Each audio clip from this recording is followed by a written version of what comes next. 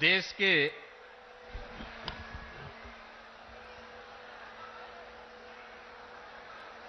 यशस्वी प्रधानमंत्री और दुनिया के सबसे लोकप्रिय राजनेता आदरणीय श्री नरेंद्र मोदी जी मंच पर उपस्थित जूना अखाड़ा के आचार्य महामंडलेश्वर पूज्य स्वामी अवधेशानंद गिरी जी महाराज, पूज्य स्वामी कैलासानंद ब्रह्मचारी जी महाराज, पूज्य संतजन सदगुरु श्री रितेश्वर जी महाराज, इस संपूर्ण कार्यक्रम के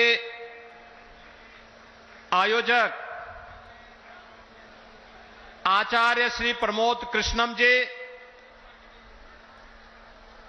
देश के अलग अलग कोने से उपस्थित सभी पूज्य संतजन और आदरणीय प्रधानमंत्री जी के स्वागत के लिए, अभिनंदन के लिए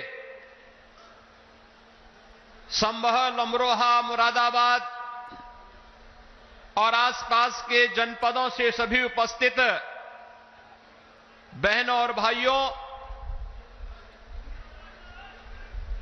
आज आदरणीय प्रधानमंत्री जी का भगवान विष्णु के 200वें अवतार की जो ये भावी भूमि होने जा रही है, संभल जनपद में आगमन हुआ है। इस अवसर पर आदरणीय प्रधानमंत्री जी का मैं उत्तर प्रदेश वासियों की ओर से हृदय से स्वागत करता हूं, अभिनंदन करता हूं।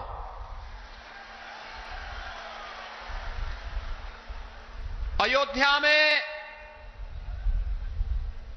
5 सदी के इंतजार को समाप्त करने के उपरांत प्रभु श्री रामलला के भव्य मंदिर को बनाने और रामलला को विराजमान करवाने के उपरांत पहली बार संयुक्त अरब अमीरात के अबू धाबी में भगवान श्री नारायण के ही भव्य मंदिर के भव्य उद्घाटन कार्यक्रम के उपरांत आदरणीय प्रधानमंत्री जी का आगमन इस संभल जनपद में हुआ है।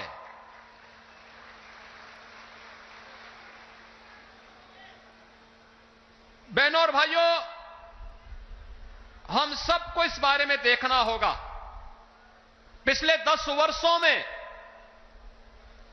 हमने एक भारत का दर्शन किया है, एक नया भारत है, जिस नए भारत में हर नागरिक को सुरक्षा भी है और राष्ट्र को समृद्धि की नए सोपान तक पहुंचाने का संकल्प भी है। जिस नए भारत में युवाओं की आजीविका की व्यवस्था भी है, तो भारत की आस्था का सम्मान भी है। आस्था का सम्मान किस रूप में? काशी में काशी विश्वनाथ धाम, अयोध्या धाम में रामलला का पुनः विराजमान होना, केदारपुरी और बद्रीनाथ धाम का पुनरुद्धार का कार्य संपन्न होना, महाकाल में महालोक की स्थापना होना, ये वह नए भारत की तस्वीर है, जिस नए भारत में हर युवा की आजीविका की गारंटी भी है और आपकी आस्था की भी गारंटी है। यही मोदी की गारंटी है। भाइयों बहनों, ये आस्था का सम्मान जिन लोगों ने आस्था के साथ लगातार खिलवाड़ किया, वे न आजीविका ही दे पाए और न भारत की आस्था को ही सम्मान दे पाए। आज तो भारत की विरासत भी सम्मानित होती है वैश्विक मंच पर।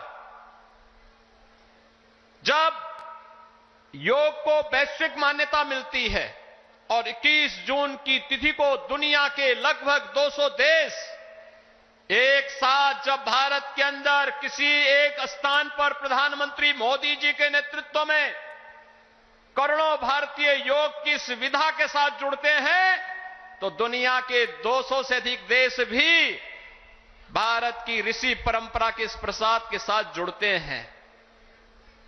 कुंभ का आयोजन यूनेस्को के द्वारा मानवता के मूर्त सांस्कृतिक धरोहर के रूप में से मान्यता देना हो, या फिर अबू धाबी में भी किसी हिंदू मंदिर का होना जो कभी कल्पना थी, आज वह साकार हो रही है। यही नहीं, भारत के अंदर जो पहले असंभव था, आज वो संभव हुआ है। जो पहले नामुमकिन था, आज मुमकिन हुआ है। और वह इसलिए हुआ है क्योंकि आपके पास एक यशस्वी नेतृत्व है जो भारत को समझता भी है, भारत को यशस्वी नेतृत्व भी देने की क्षमता रखता है, और वह यशस्वी नेतृत्व वैश्विक मंच पर भी पूरी मजबूती के साथ भारत के गौरव और भारत के सम्मान को बढ़ाता है। और ये हम सब इस बात के लिए गौरवान्वित महसूस करते हैं जब प्रधानमंत्री मोदी जी का सम्मान दुनिया के मंच पर होता है। पूरी दुनिया उन्हें आशा भरी निगाहों से देख रही है। जिसके लिए भारत भारत कहलाता था, आज आजादी के बाद पहली बार 140 करोड़ की आबादी का भारत इस चीज को महसूस कर रहा है। आज सीमाएं सुरक्षित हुई हैं, तो भारत के अंदर भी हर तबके का व्यक्ति अपने आप को सुरक्षित महसूस करता है। यह संबल क्षेत्र हम सब जानते हैं, यहां पर खेती किसानी के साथ ही इस पूरे क्षेत्र के विकास को लेकर के यहां की कारीगरी और हस्तशिल्प को भी प्रधानमंत्री मोदी जी ने आगे बढ़ाने का काम किया। पीएम विश्वकर्मा योजना के माध्यम से जो पहले यहां पर तकनीक नहीं थी, आज कॉमन फैसिलिटेशन सेंटर बना करके संभल जनपद के अंदर भी बटन बनाने की परंपरागत व्यवस्था को नई तकनीक के साथ जोड़ करके वन डिस्ट्रिक्ट वन प्रोडक्ट और पीएम विश्वकर्मा के माध्यम से आज वह भी वैश्विक मंच पर चीन को प्रतिस्पर्धा दे रहा है। मुरादाबाद का ब्रास का आइटम हो या अमरोहा का ढोलक, यह एक नई पहचान के साथ आगे बढ़ रहा है। ये चीजें पहले भी थीं, लेकिन जिस निराशा और हताशा में थी, आज इस नए भारत में एक गरीब को मकान भी मिल रहा है, तो इंफ्रास्ट्रक्चर के बड़े बड़े कार्य भी हो रहे हैं। संभल जनपद में गंगा एक्सप्रेसवे पूरी मजबूती के साथ बन रहा है और यहां पर औद्योगिक क्लस्टर भी विकसित होने जा रहा है। आने वाले समय में संभल से प्रयास